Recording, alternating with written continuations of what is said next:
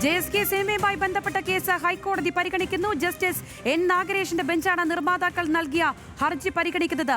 മിക്കവാറും പേരുകളും ഏതെങ്കിലും ദൈവത്തിന്റെ നാമങ്ങളാണ്. ജാനകിക്ക് എന്താണ് പ്രശ്നമെന്ന് കോടതി ചോദിച്ചിരിക്കുകയാണ്. ഷപ്നയുണ്ട് വിവരങ്ങളുമായി. ഷപ്ന, എത്തരത്തിലാണ് കോടതിയുടെ ചോദ്യങ്ങൾ?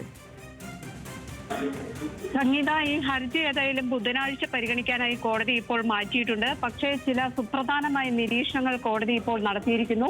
സെൻസർ ബോർഡിനോട് ചില ചോദ്യങ്ങൾ കോടതി ചോദിച്ചിരിക്കുന്നു. ജസ്റ്റിസ് എൻ നാഗരേഷാണ് ഇത്തരത്തിൽ ഈ ഹർജി പരിഗണിച്ചത്. ഏത് പേര് കൊടുക്കണമെന്ന് സംവിധായകനോട് സെൻസർ ബോർഡ് കൽപ്പിക്കുകയാണോ എന്നായിരുന്നു കോടതിയുടെ ചോദ്യം. അതോടൊപ്പം തന്നെ വലിയ ഒരു പ്രധാനപ്പെട്ട ഒരു പരാമർശം നടത്തിയത് മിക്കവാറും പേരുകളും, അതായത് രാമൻ, കൃഷ്ണൻ അടക്കമുള്ള നിരവധി പേരുകൾ ദൈവത്തിന്റെ നാമങ്ങളാണ്. ജാനകി എന്ന പേരിന് എന്താണ് കുഴപ്പം? എല്ലാ പേരുകളും, ഈ മിക്കവാറും പേരുകളും ദൈവനാമത്തിലുള്ള പേരുകൾ ഉണ്ടാകാറുണ്ട്. പല ആളുകൾക്കും അത്തരം പേരുകൾ ഉണ്ട്. പല സിനിമകൾക്കും ആ രീതിയിൽ പേര് ഇട്ടിട്ടുണ്ട്. ജാനകി എന്ന പേരിന് എന്താണ് പ്രശ്നം? ആ പേരിട്ടാൽ എന്താണ് കുഴപ്പം എന്നതാണ് കോടതി ചോദിക്കുന്നത്.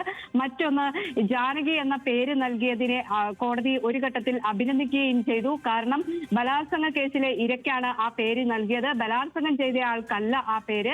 അതുകൊണ്ട് തന്നെ അത്തരത്തിൽ അത് അഭിനന്ദനാർഹമാണ് എന്നും കോടതി വാദത്തിനിടെ പറഞ്ഞു. ആവിഷ്കാര സ്വാതന്ത്ര്യത്തിൽ ഇടപെടാൻ പറ്റില്ല എന്നാണ് കോടതി മറ്റൊരു പരാമർശം നടത്തിയത്. മറ്റൊന്ന്, ഹർജിക്കാർ കോടതിയിൽ ആവശ്യപ്പെട്ടത് കോടതി തന്നെ ഈ സിനിമ കാണണം എന്നാണ്. എന്നാൽ 2.5 മണിക്കൂർ സിനിമ അത്തരത്തിൽ ഇരുന്ന് കാണണമോ എന്ന് കോടതി ചോദിക്കുകയും ചെയ്തു. പക്ഷേ കോടതി പറയുന്നത് ആവിഷ്കാര സ്വാതന്ത്ര്യത്തിൽ ഒരു തരത്തിലും ഇടപെടാൻ ഉദ്ദേശിക്കുന്നില്ല, അത്തരത്തിൽ ആരും ഇടപെടരുത് എന്ന ഒരു നിലപാട് സ്വീകരിച്ചു.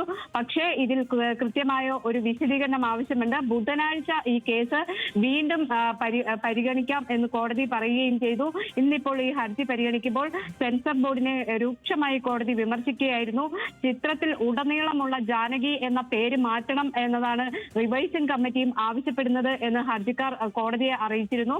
അതിനുശേഷം കോടതി ഈ കേസ് പരിഗണിച്ച ഉടൻ തന്നെ സിനിമാറ്റോഗ്രാഫിക് ആക്ട് പരിശോധിച്ചു. പിന്നീടാണ് ഇത്തരത്തിൽ ഈ പേരിന് എന്താണ് പ്രശ്നം, പല സിനിമകൾക്കും ഇത്തരത്തിൽ പേര് നൽകുന്നുണ്ട്, ദൈവത്തിന്റെ പേരുകളുള്ള നിരവധി ആളുകളുണ്ട്, അത്തരത്തിൽ പേര് നൽകുന്നതിന് എന്താണ് ഇതുകൊണ്ട് പ്രശ്നമായി സെൻസർ ബോർഡ് ഉദ്ദേശിക്കുന്നത് എന്നായിരുന്നു കോടതിയുടെ ചോദ്യം.